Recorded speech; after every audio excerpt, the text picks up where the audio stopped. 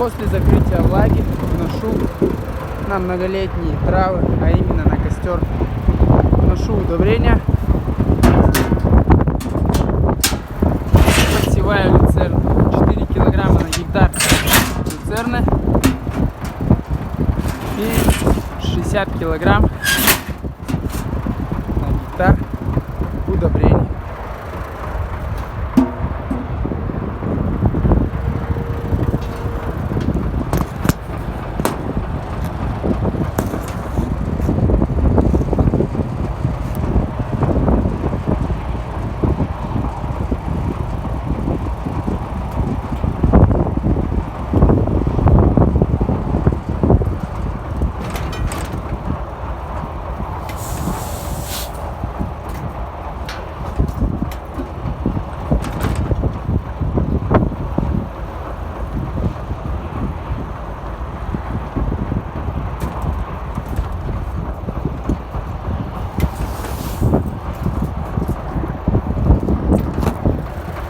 Готовлю урожай на лето.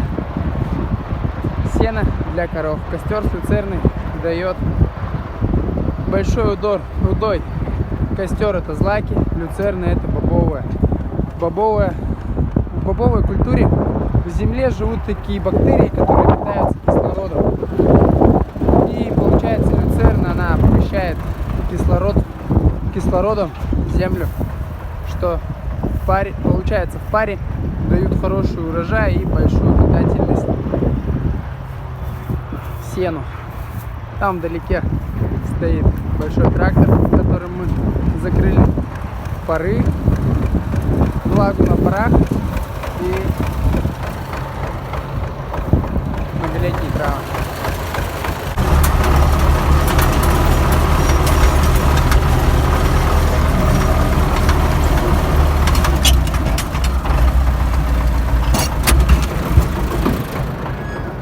А вот так это выглядит в земле.